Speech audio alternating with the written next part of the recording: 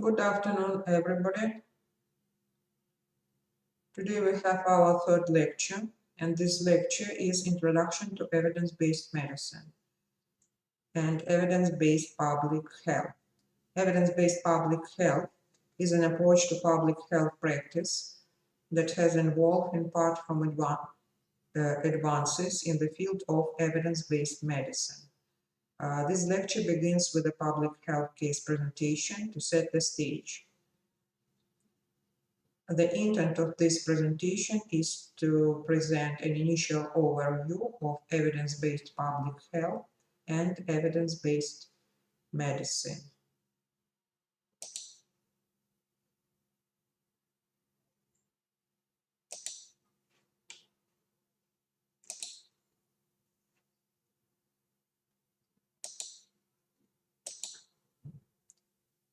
These are the main topics to be covered in current lecture. Rise of evidence-based medicine, development of evidence-based public health, current perspectives on public health, a new definition of evidence-based medicine and evidence-based public health, evaluating and improving, review of case presentation, and then after the basic overview of evidence-based medicine, we should to discuss how can we evaluate of diagnostic and screening tests and what should be done to estimate treatment effect.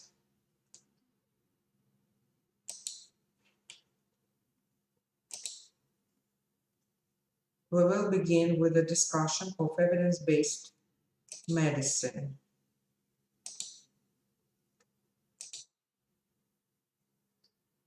Evidence-based medicine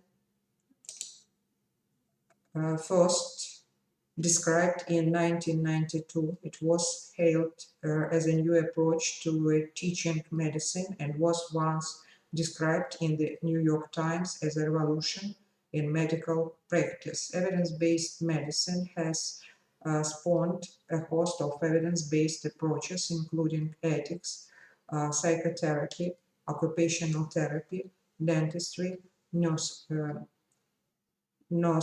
and librarianship.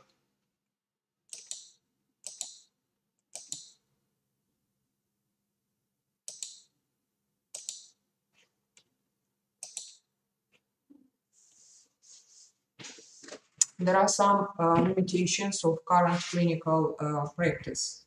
Why should we change our current practices? Our patients like us. Our outcomes are generally good. We keep passing our board exams, and they keep telling us we have the best healthcare system. Besides, change is hard work. Aren't we busy enough learning about how to survive in a managed care environment? Unfortunately, this is good evidence that the quality of care we give our patients could be better. Such evidence comes from limitations of current clinical practice. Some of these limitations are shown in this slide. Clinical example in which lack of good evidence has led to harm for our patients. Common patterns of thinking that introduce bias. The wide variation in current clinical practice among physicians. The difficulty of managing medical information, then results conflict, and thousands of articles are published every month. Our knowledge declines over time as we get further from medical school.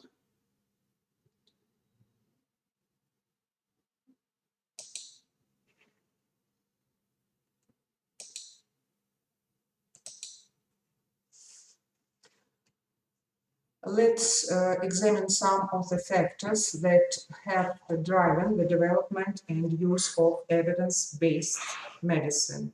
Clearly, one of the overriding factors has been the explosive growth of the medical literature. The development of the internet continues to expand the quality and availability of medical information. The problem has been how to quickly and efficiently obtain high quality information that is relevant to each patient or clinical encounter in both inpatient and outpatient settings.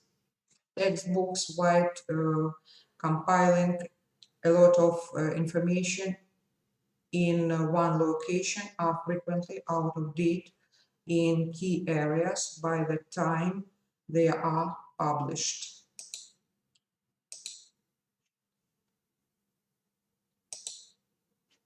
Because of the overwhelming volume of medical literature, it has been difficult to sort through and extract what is needed to one's unique practice.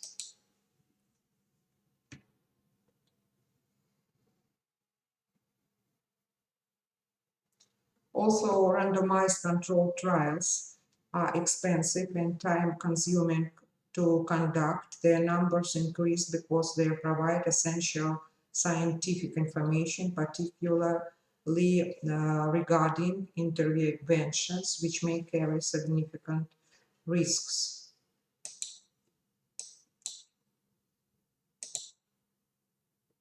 The development of an area of computerized databases and new evidence strategies has facilitates the growth of evidence-based medicine.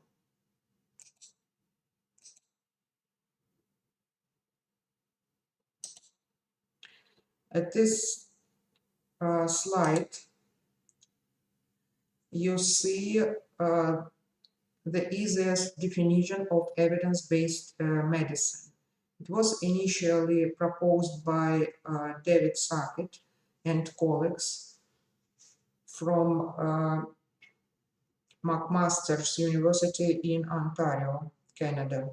Sackett realizes that evidence alone is not sufficient to the compassionate, effective care of patients. He stresses that the practice of evidence-based medicine requires that it be integrated with clinical expertise, which brings the following important elements: expertise in performing the history and physical examination, knowledge of the patient, the family, and the community, which creates a context for therapeutic decision making, a relationship with the patient informed by his or her beliefs and values, practical knowledge of the availability of resources in the community. Look at this slide. Evidence-based medicine is the integration of best research evidence with clinical expertise and patient values.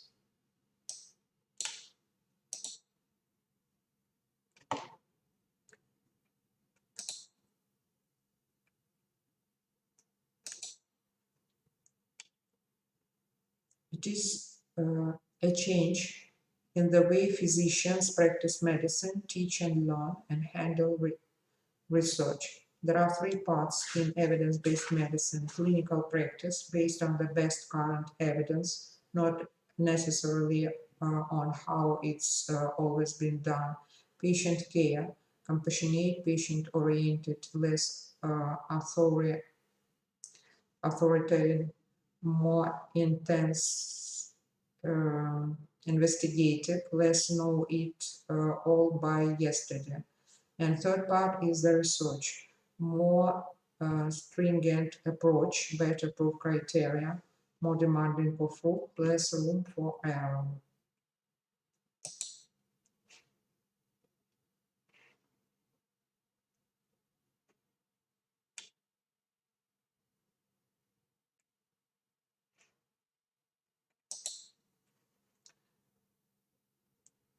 At this slide, you see some arguments for evidence-based medicine.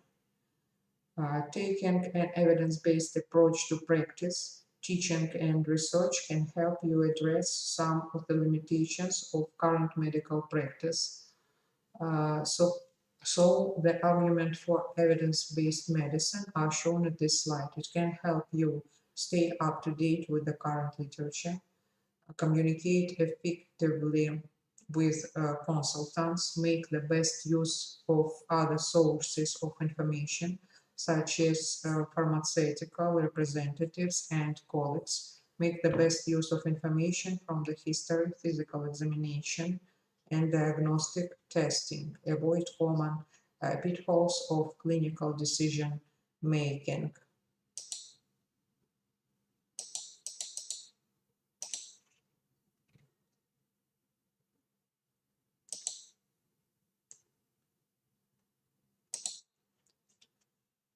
At this slide, there are three major components of evidence-based medicine which construct question or problem. Um, Evidence-based medicine consists of a combination of physician, patient, and information.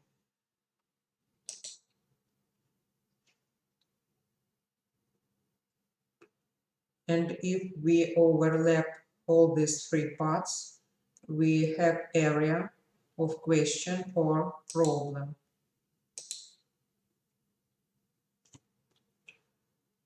In the overlap parts, we get some added details.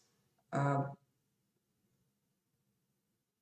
the patient, we take values, concerns, preferences. Patient has some expectations and life predicament. For physician, it gives training and experience, current expertise, continuing learning, and demand for proof.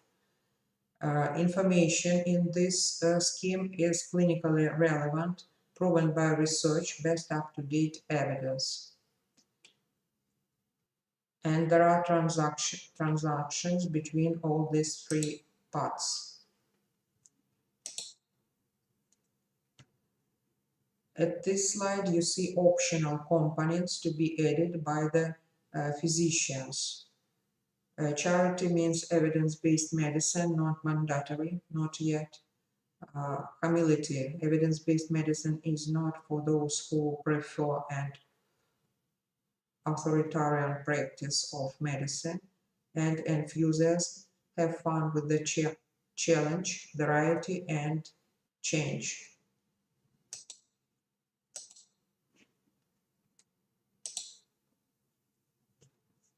There are some questions we should ask. Isn't this the way we have always practiced medicine? Aren't these just the same old ingredients tossed into a new recipe? Then am I supposed to find the time to do that? Let's try to answer these questions.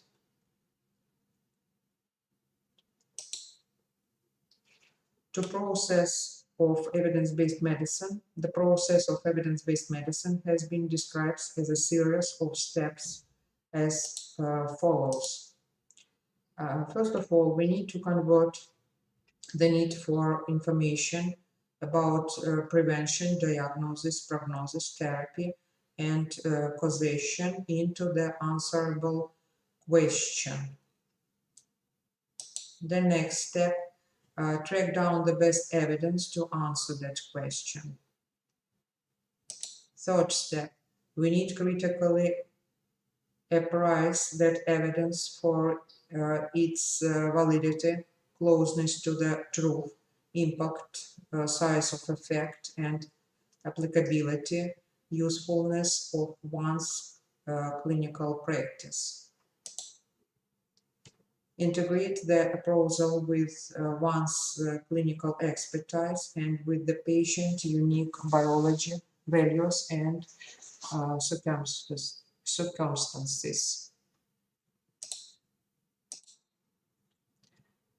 Evaluate one's effectiveness in executing the first 4 steps and seek ways to improving one's evidence-based medicine approach.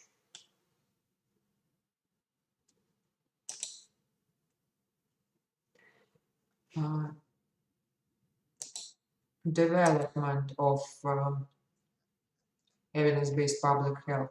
Janik noted that epidemiology was the foundation for both evidence-based medicine and evidence-based public health.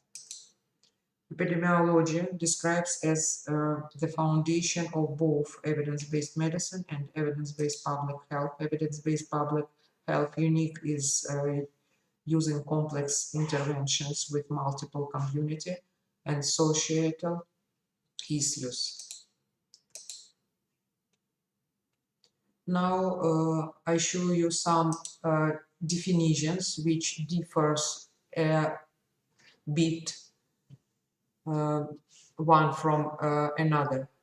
You can try to memorize any definition you want. Evidence-based public health is the explicit and judicious use of current-based evidence in making decisions about the care of communities and populations in the domain of health protection, disease prevention, health maintenance, and improvement. Key terms in this definition are explicit, means we should use defined methods. Judicious, we should use judgment. And best evidence means sort through the literature and identify what is useful. Another definition given by Bronson. Evidence-based public health is the development, implementation, and evaluation of effective programs and policies in public health through application of principles of scientific reasoning, including systematic uses of data and information systems and appropriate use of program planning models. Bronson's definition is somewhat similar to Janik.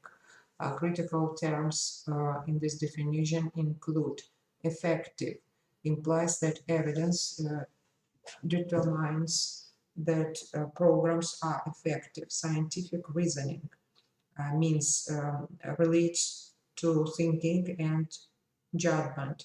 Systematic and models allude to the explicit use of defined methods. Bronson developed a model of evidence-based public health analogous to evidence-based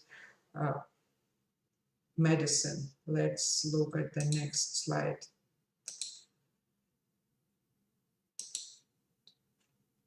These are the steps of evidence-based public health is described by Bronson et al.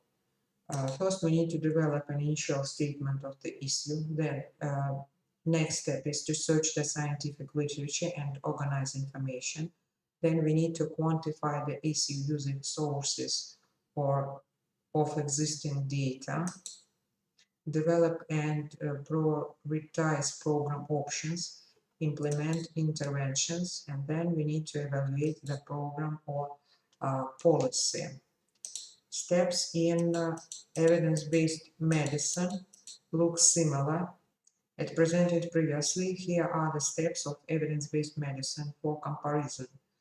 Convert the need for information, and answerable question. Then track down the best evidence to answer that question. Then critically appraise that evidence for its validity. Impact and applicability. Integrate the appraisal with one's clinical expertise and with the patient's unique biology, values, and circumstances. Evaluate one's effectiveness in executing the first 4 steps and seek ways of improving one's evidence-based medicine approach. Let's look at the parallels in evidence-based medicine and evidence-based public health. The analog steps of evidence-based medicine and evidence-based public health are highlighted here.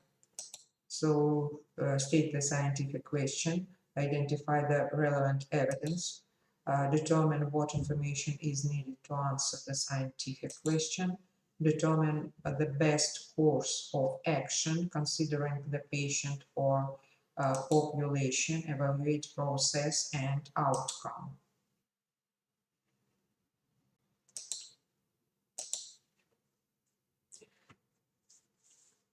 One of the key resources that has enabled the development and practice of both evidence-based medicine and evidence public health is the Cochrane Collaboration.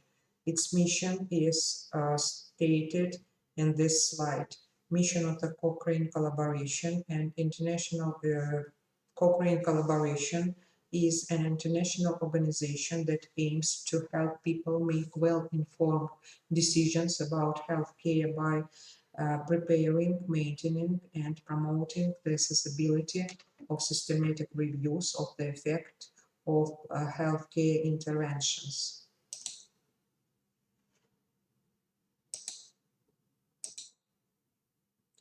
At this slide, you see structure of the Cochrane Collaboration. The structure of the Cochrane Collaboration consists of the following components. Collaborative review groups contain researchers, healthcare professionals, and customers interested in particular health conditions or diseases. There are more than 50 collaboration review groups.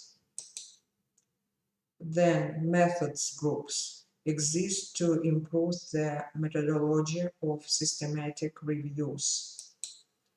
Fields focus on dimensions of healthcare other than health problems such setting.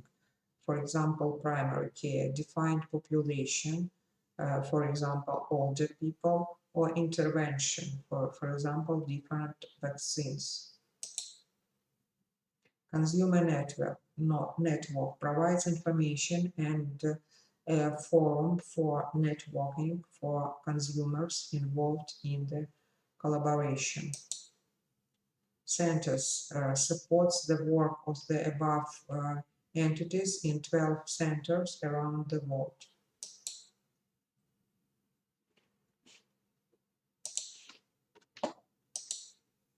Another important source of evidence-based public health is Guide to Community Preventive Services.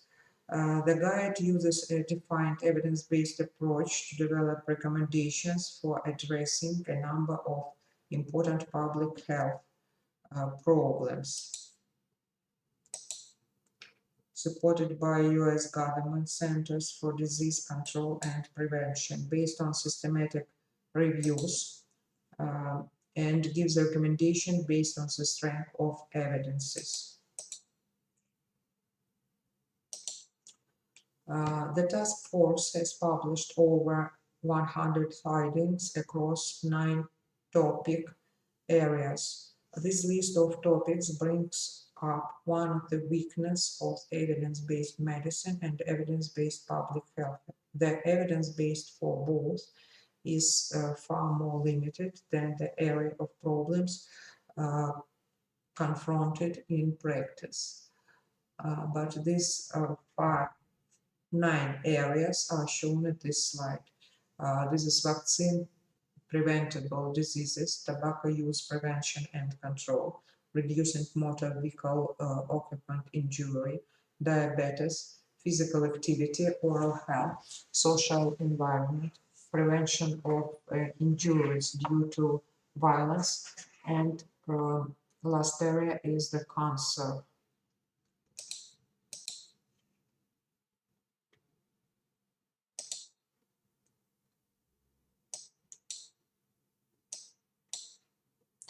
If we are going to be able to discuss evidence-based public health, we need to have an idea of what public health is. Public health encompasses, therefore, science, art, and approaches used by all sectors of society to assume, maintain, project, promote, and improve the health of the people.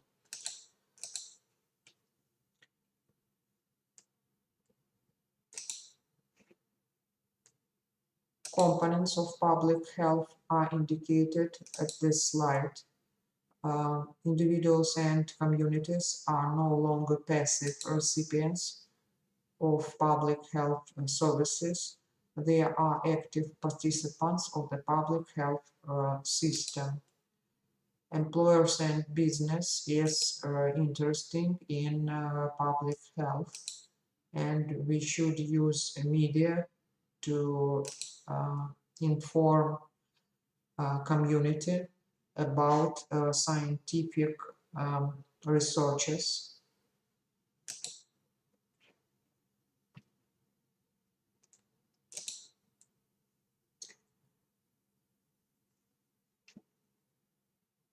Next definition of evidence-based public health, which gives by Kohatsu. Kohatsu recently published a definition of evidence-based public health, emphasizing three concepts: the process of integrating science-based interventions with community preferences to improve the health of populations.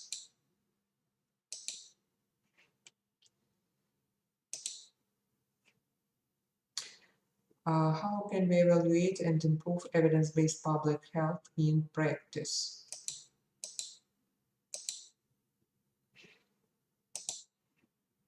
These are the core areas in which evidence-based public health advances should be aimed: quality of the science-based, community involvement, and third, effect in public health outcomes.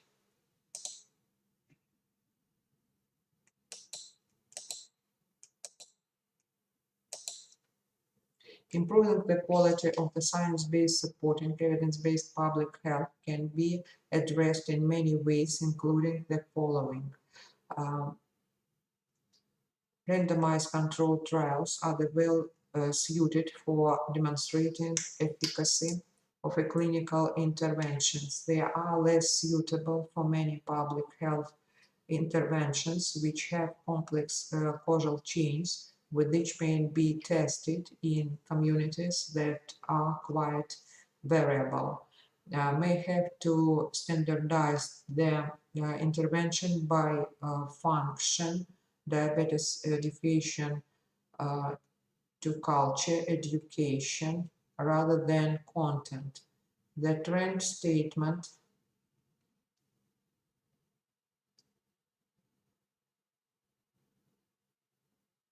improving the reporting quality of non-randomized evaluations of behavioral and public health interventions. The trend statement provides a checklist and description of elements that should be present in papers reporting results from non-randomized studies. It was developed along the lines of the consolidate of reporting trials consort, so-called consort guidelines, which are developed to improve the quality of randomized control trials. The GREAT system, GREAT working group, was developed in response to the variability of ranking systems used by various health-related organizations to assess the quality of evidence and the strength of recommendations.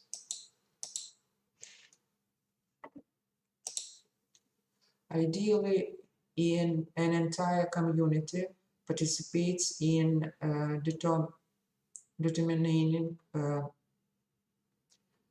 and addressing its public health needs. Here, staff of the Nepal Water Project, a non-governmental organization dedicated to improving access to high-quality water supplies for communities in Nepal, meet with community members.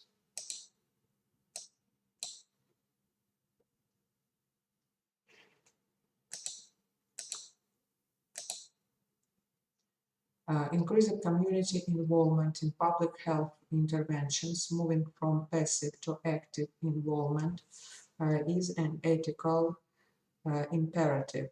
This slide highlights one of the 12 principles of the ethical practice of public health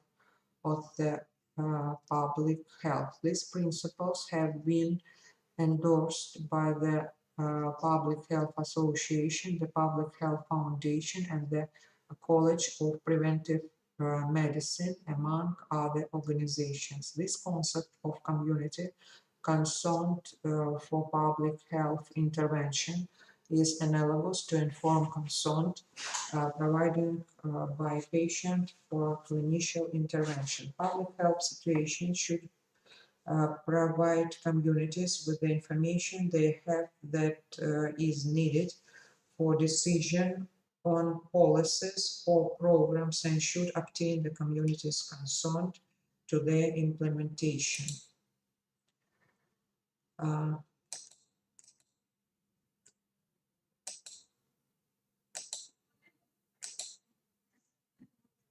Uh, these are a couple of strategies: community-based participatory research and community advisory boards. A couple of strategies to directly engage communities in the development and implementation of public health interventions that might be applied where they live. Community-based participatory research is an approach that involves community members in all aspects of public health research project, including addressing needs, formulating questions, devising intervention strategies, evaluating outcomes, and implementation programs and policies. Community advisory boards have been proposed as valuable means of obtaining community input in clinical trials, especially the informed consent process, to ensure that participants are fully aware of risks, benefits, and implications. The advisory board process could also be used to engage community members in other types of public health interventions.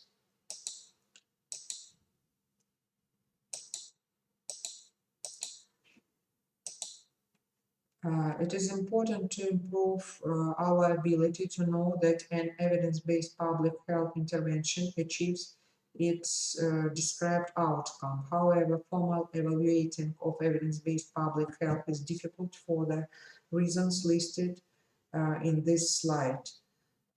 Difficult to assess issues of sample size, contamination, blinding, long-term follow-up, ethical constraints of withholding evidence. We do know, however, from outcomes research that patients do better in the real world than provided with evidence-based therapy. They also do worse than provided with therapy that lacks evidence.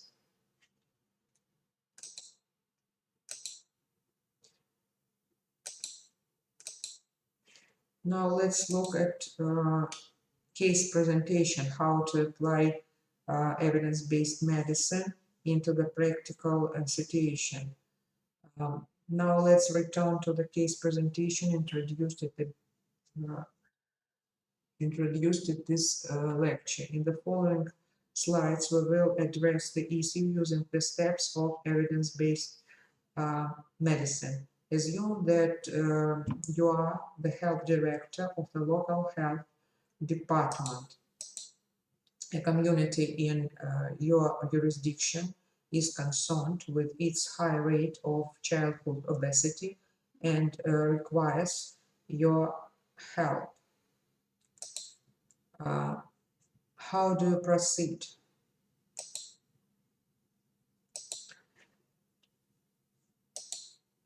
To accomplish this initial step, it is essential to engage the community. In your role as health director, you could support the development of a task force led by a community member. This slide shows the statement of the issue such a task force developed. The prevalence of obesity among the elementary school children, among the 3,027 elementary school children of the community is 35%. With the support of patients, of parents, school staff, and community-based organizations, how can this obesity rate be reduced through lifestyle interventions?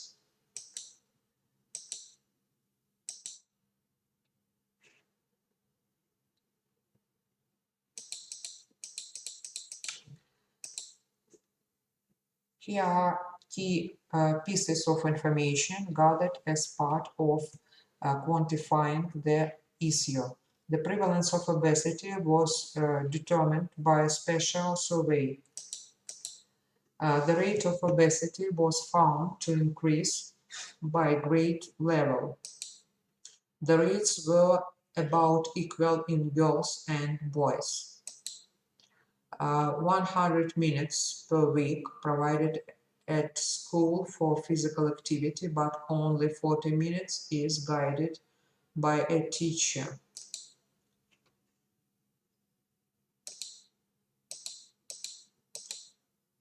The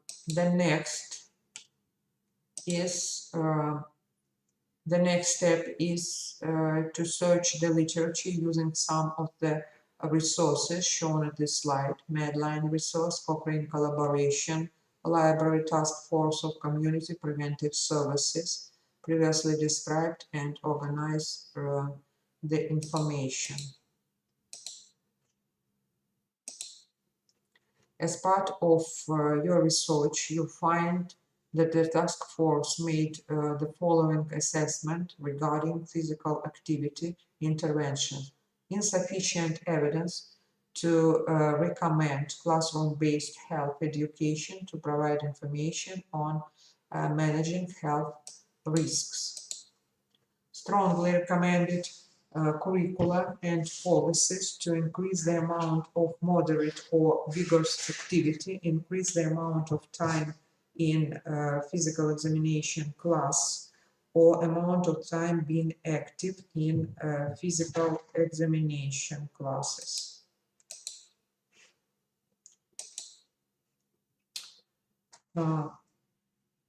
A community-based work group develops a number of options to increase physical activity in school.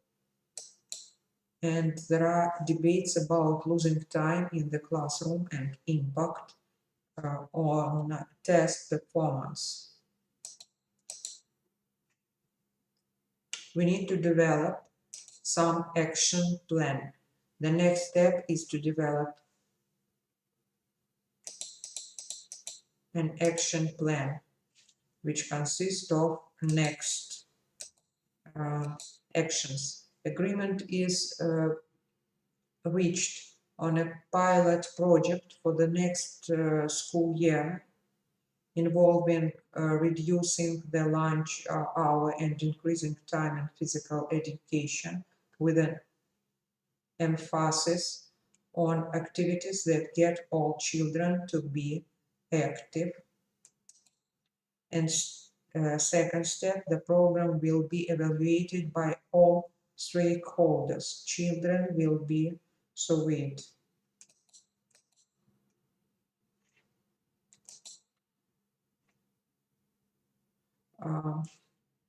There are some critics of EBM, evidence-based medicine. They emphasizes patient values, doesn't account for individual variation, devalues clinical judgment, and leads to the therapeutical nihilism. Some of the more common criticisms are listed at this slide. The definition of evidence-based medicine explicitly requires consideration of clinical experience and patient values, which argues against the first and the third charges. One can argue, of course, whether or not evidence-based medicine is actually practice it this way. Medicine and science are based upon observing patients and probabilities. The fact that the vaccine has 100 effectiveness due to individual variation does not mean that one should fail to be aware of consensus guidelines regarding immunizations and ignore such guidelines in practice. Thus, the second critic has been subject to counter arguments. The final criticism is that evidence-based medicine can lead to nihilism, doing nothing if there aren't extensive randomized controlled trials justifying an intervention, has also been challenged into the evidence-based medicine reliefs of the best available evidence, not or an idealized standard. We will summarize this part.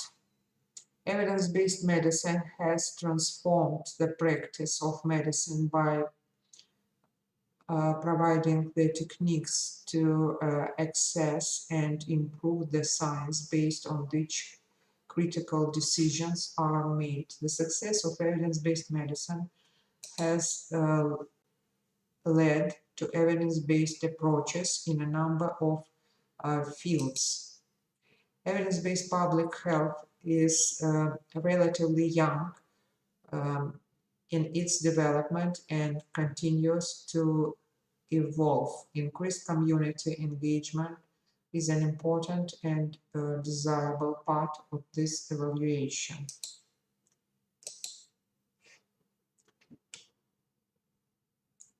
We finish with the basics in using evidence-based medicine, and let's look for some practical applications of evidence-based medicine. Is it possible to evaluate different diagnostic and screening tests? Let's start from the definitions. First of all, what is called diagnostic tests? Any diagnostic tests should be correctly classify individuals by disease status. Tests are used in medical diagnosis, screening, and researches. How well is it answers next question. How well is a subject classified into disease or not disease group? Ideally, all subjects who have the disease should be classified at having the disease and vice versa. Practically, the ability to classify individuals into the correct disease status depends on the accuracy of the test, among other things.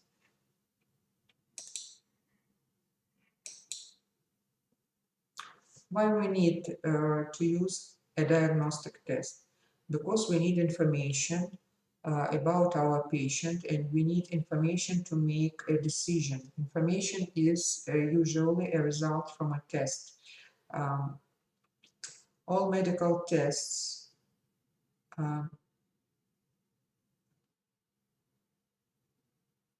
to screen for a risk factor, so-called screen test, to diagnose a disease, diagnostic test, and to estimate a patient's prognosis, prognostic test. So there are three different types of tests: screening test, diagnostic test, and prognostic test. Then and whom a test should be done. Then information from the results have a value.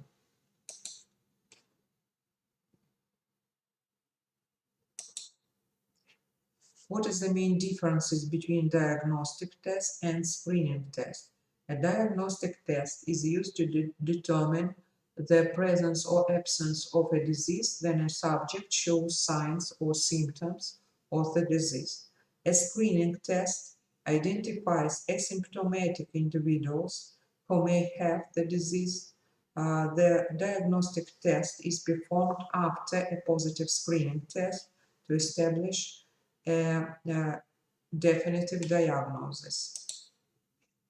At the next slide, you see some examples of common screening tests, such as pap smear for cervical dysplasia or cervical cancer, fasting blood cholesterol for heart disease, fasting blood sugar for diabetes, blood pressure for hypertension, mammography for breast cancer, PSA test for prostate cancer, fecal occult blood for colon cancer, ocular pressure for glaucoma, PKU test for phenylketonuria in newborns, TSH for hyperthyroid and hyperthyroid. I think you've done some of these screening tests during your life. To understand how to estimate diagnostic test, we need to give some definition for some terms, some features. Validity is the ability of the test to indicate which individuals have the disease and which do not. There are two main features of diagnostic tests: sensitivity and specificity. Sensitivity is the ability of the test to identify correctly those who have the disease. Specificity is the ability of the test to identify correctly those who do not have the disease. How to define sensitivity, specificity of a new test. We need to know the correct disease status prior to calculation.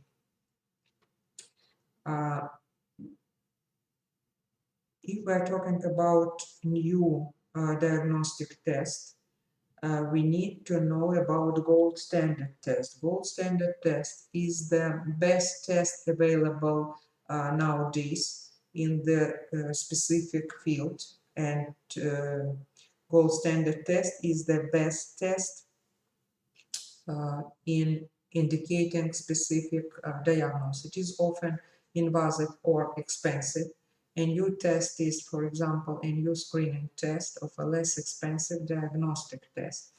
To compare gold standard test with the new test, we need to use 2x2 table to compare the performance of new test to the gold standard test.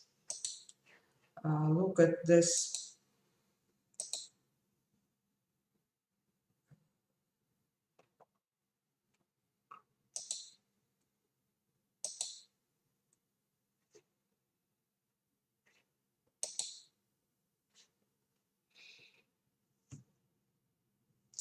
Gold standard tests often confirm the presence or absence. Look.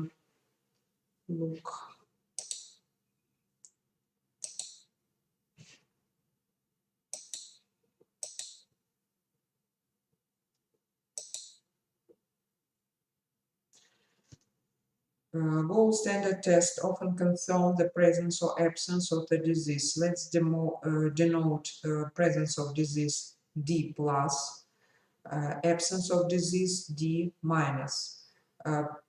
Properties of gold standard test are the next one.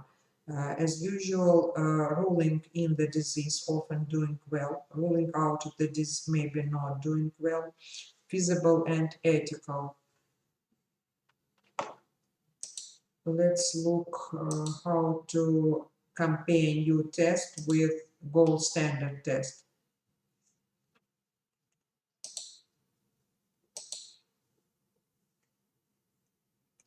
The question is,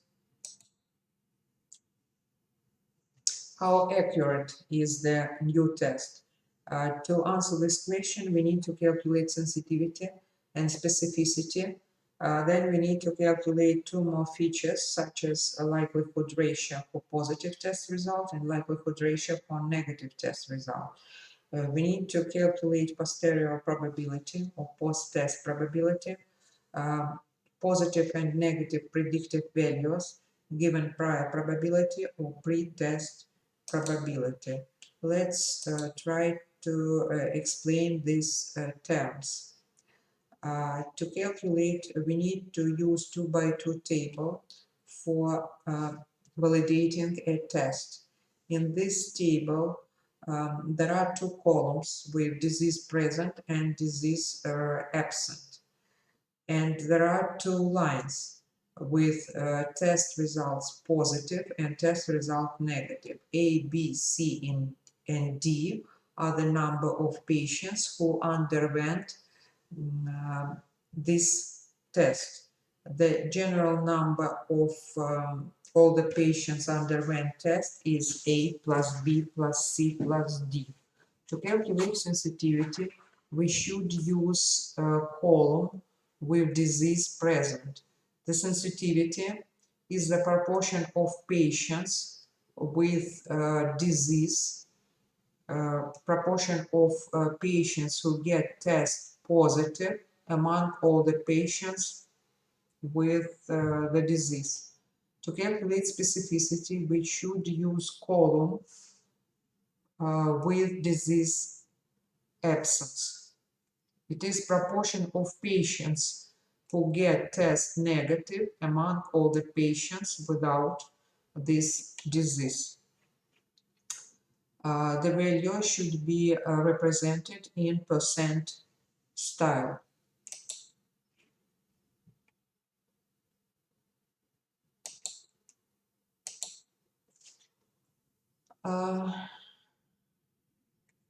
Our patient's question as usual is, doctor, how likely am I to have this disease? This question answers predictive values.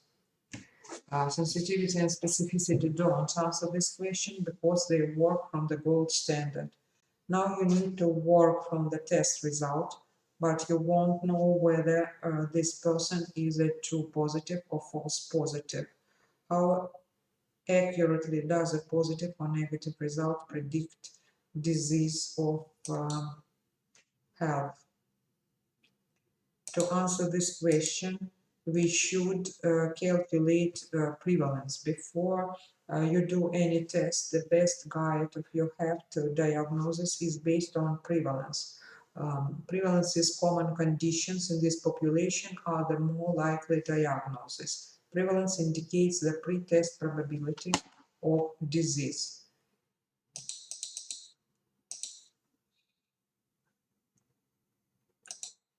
From the 2 by 2 table, it is possible to calculate probability by using this formula. A plus C, all the patients with disease, divide by all the patients who underwent this diagnostic test. And capital is the sum of A plus C plus B plus D, all the patients.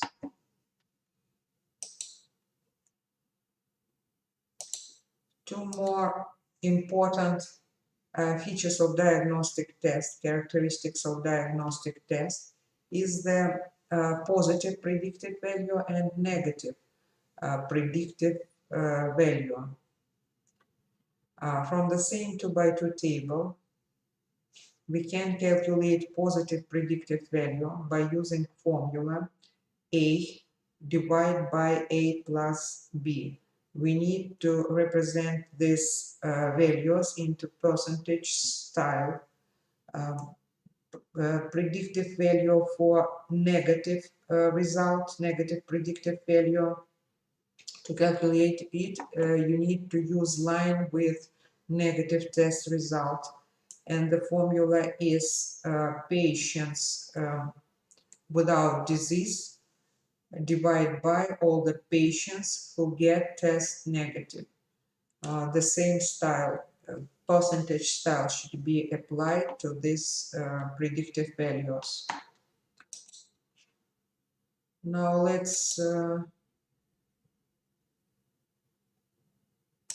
to understand how does predictive value influence at the result. For example, we have two different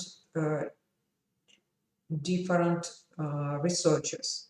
The A research, referral hospital, and B research is primary care. We have different values, different number of patients who underwent the same diagnostic test. The first point here is that predictive value results derived. We need to calculate sensitivity and specificity for each of these examples for A and B cases, but we have different prevalence. Prevalence in the A case equals to 33%. Prevalence at the for B case is 3%. Sensitivity and specificity is the same, 9 and equals 91%. The first point here is that predictive value results derived from a hospital setting will not apply if you are using the same test in a family practice setting. The second point is that if you incrementally administer tests in a primary care setting, you are certain to get a lot of false positives. Hence, be wise in whom you test. Look at the results. Positive predictive value equals to 83%. Negative predictive value for A situation equals to 95%. For the B situation, positive predictive value equals to 33% and negative predictive value is 99.5%. So due to the prevalence, we have so different results.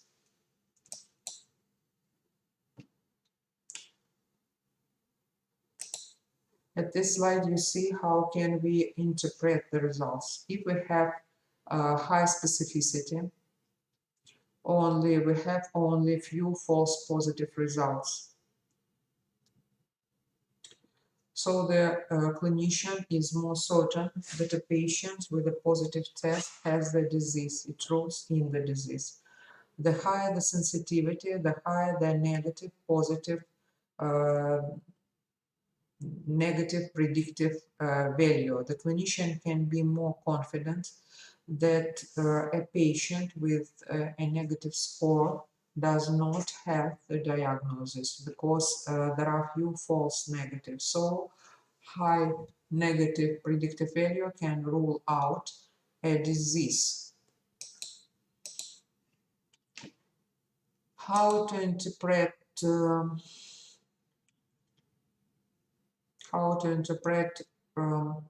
test results. Diagnostic tests are used during clinical assessment to increase or decrease the clinician's estimate of the likelihood that a client has a particular condition. A negative result for the test that is 100 sensitive can rule a condition out. A positive result for a test that is 100 specific can rule a condition in.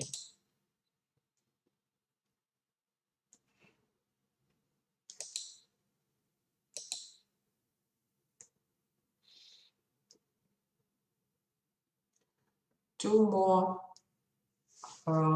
important features of diagnostic test is called as likelihood ratio. Defined as the odds that a given level of a diagnostic test result would be expected in a patient with a disease as opposite to a patient without. true positive rate divided by false positive rate. Advantages of using likelihood ratios are the next one. It combines sensitivity and specificity into one number, can be calculated for many levels of the test, and can be turned into predictive values. At this slide, you see formulas, how to calculate likelihood ratio for positive test and how to calculate a likelihood ratio for negative test results.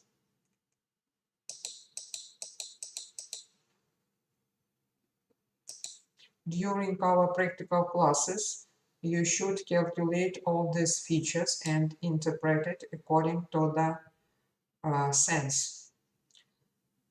At this slide, let's try to understand one more way. How can we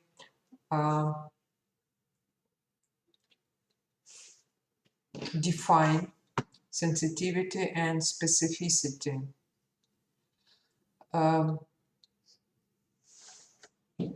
At this slide, you see special type of graph, which is called a nomogram. At the nomogram,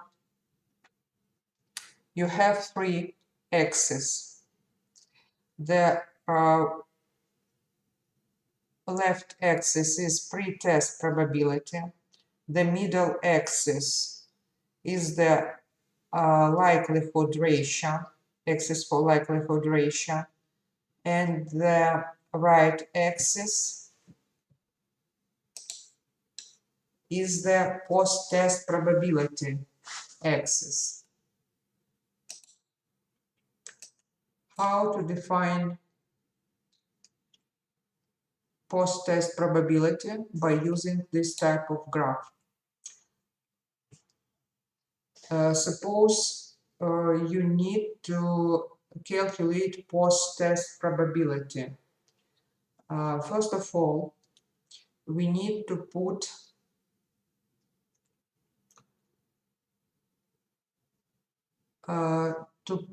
point for likelihood. We need to plot the point to the likelihood ratio on center axis, because this axis is the axis for likelihood ratio. For example, likelihood ratio equals to 20 points. So we need to put dot into the 20 point. Then next, we need to select post-test probability or prevalence of left axis. For example, prevalence equals to 30. We need to put dot into the 40, into the 30 level, 30 dot. Next, we need to draw line through these points to right axis to indicate post-test probability of disease. So we should put likelihood ratio, dot for likelihood ratio. We should put dot for pre-test probability, and then we need to draw a line through these 2 points until this line crosses right axis. The result, look, according to this example, post-test probability equals approximately 30 or 93%, 91%.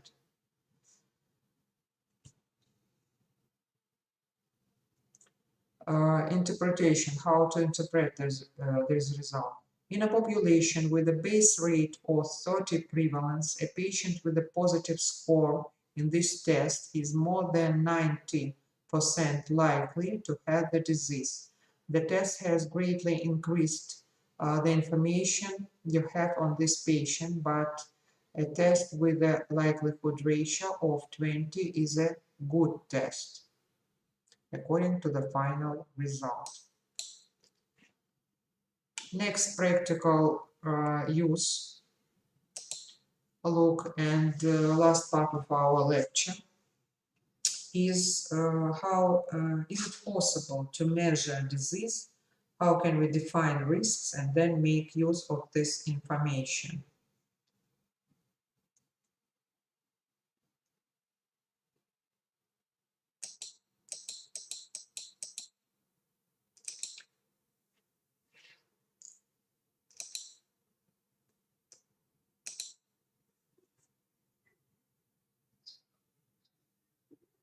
According to the evidence-based medicine, it is possible to estimate, it is possible to measure disease and define some different types of risk. Clinicians are required to know or make estimates of any different things, of many things. The occurrence of disease in a population, the risk of developing a disease or an outcome. So they should make prognosis, the risks and benefits of proposed treatment. Risk. What is called risk? Risk is the chance that something will happen with negative outcome. Risk can be useful for seeing how well a treatment works. Information of the effect of the treatment can be presented in several different ways by calculating different types of risks.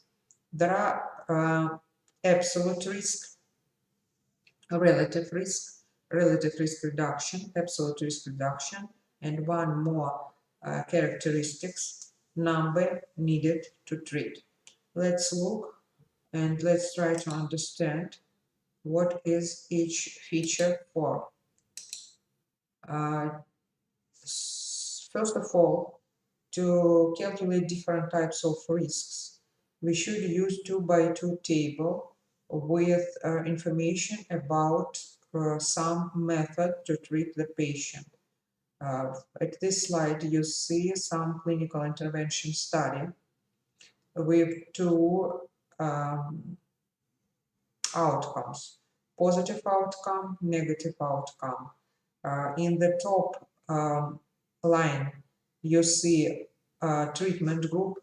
Treatment group means group with patients with intervention, and control group. Control group means patients without any treatment, or patients who took the placebo. A, B, C, and D are the number of patients in appropriate groups. Before we calculate to calculate relative risk, we should calculate absolute risk. Absolute risk is the proportion of patients with negative outcome divided by all the patients in the treatment group. So risk in the treatment group is calculated by using this formula. It is possible to calculate absolute risk in the control group by using the same formula, risk in the control group. Look at the examples. If we use real numbers instead the letters A, B, C, and D, and let's use real example. Endoscopic ligation, VORSA, endoscopic sclerotherapy for bleeding esophageal varices. So the treatment group was given ligation, and in the control group, sclerotherapy. Outcomes. Negative outcome is the death, and persons with positive outcome, persons who survive. According to this table, risk in the treatment group equals to 0.28. If we convert it into percentage style, we get 28% in the treatment group, and risk in the control group equals to 0.45. If we use percentage style, we get 45% absolute risk in the control group. Risk in the treatment group and risk in the control group are the risks of death in the treatment and control groups respectively. Risk in the control group is often referred as the baseline risks. After we calculate risks for each group, we can calculate relative risk. A relative risk, definition of the relative risk, look at this slide. The relative probability or risk of the event in the treatment group compared to the control group. Relative risk is denoted as RR, and we use formula risk in the treatment group divided by risk in the control group. According to our example, relative risk equals to 0.062. We use decimals. Look at the clinical interpretation, how to interpret this value and how to understand this value. The clinical interpretation should be like this one. The death rate after ligation treatment is 0.62 times lower than the death rate after sclerotherapy treatment. A measure of relative risk is a measure of the efficacy of a treatment. Null value means equals to 1. If we get relative risk less than 1, we can make our conclusion that this treatment decreased risk or this treatment is beneficial. If we get relative risk greater than 1, we can make conclusion that this treatment is harmful, and by using this method, the decrease will be increased. Relative risk not a very useful measure of the clinical impact of treatment. We need to calculate absolute risk reduction. The next feature, the next characteristics. Look, relative risk reduction, 3R, RRR. The proportion of the baseline risk that is removed by therapy. To calculate relative risk reduction, we need to subtract 1 minus a relative risk. In our example, relative risk reduction equals to 0.38 or 38%. Look at the clinical interpretation. The death rate is 38 lower after ligation treatment compared to sclerotherapy treatment. Relative risk reduction indicates by how much in relative terms the event rate is decreased. Also calculated as the absolute risk reduction divided by the baseline risk. Look, if we use some different formula, we get the same result, 80 or 38%. The null value equals to null. So if we get relative risk reduction equals to 0, this means the treatment has no effect.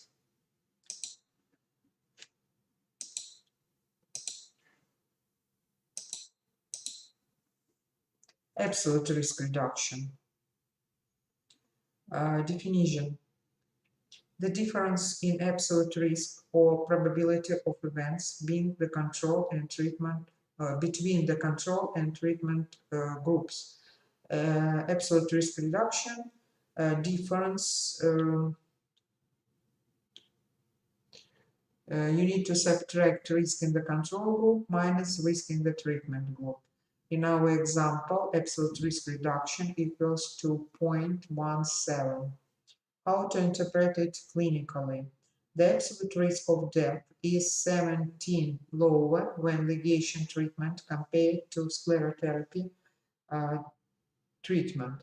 So 70% of patients would be spare the event death if they received ligation as opposite to sclerotherapy, or 17% is the absolute excess risk that a patient faces if treated with sclerotherapy.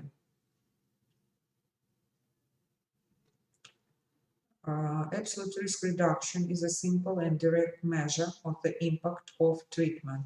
Also be called the risk differences of or attributable risk.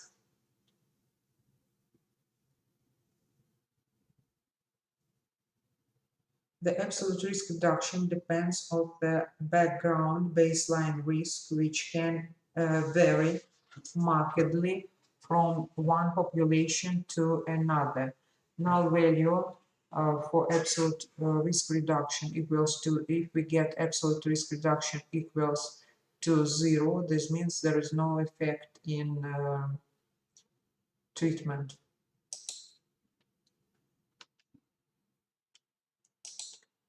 And the last important feature of treatment we can use to estimate it is the number needed to treat, N and T.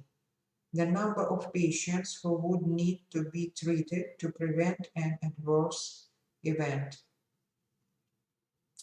The number needed to treat directly summarizes the effort needed to gain potential clinical benefit. How many patients do I need to treat to prevent one event? The high value for number needed to treat is bad. Low value for number needed to treat is good. The formula to calculate number needed to treat is the next one. We need 1 divided by absolute risk reduction. In our practical example, number needed to treat equals to 5.9. Approximately it is 6. Clinical interpretation for this value.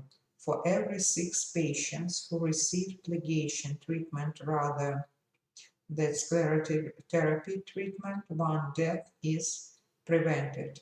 A very useful clinical measure because it is more interpretable than the absolute risk reduction, that it conveys the impact of a clinical intervention. Number needed to treat for primary stroke prevention for statins equals to 30,000 a year.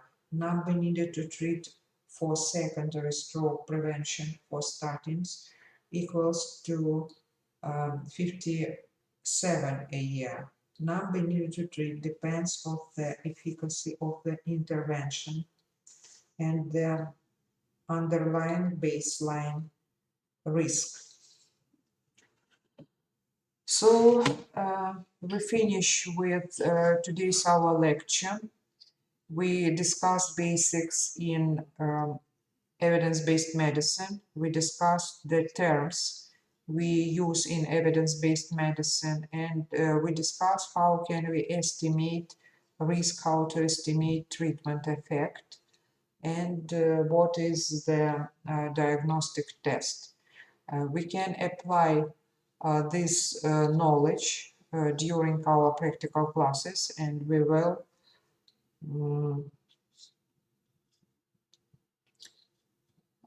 interpret these results in our practical life. We finish our lecture. Thank you for attention, and use this lecture in the practical classes during our first part in informatics. Bye.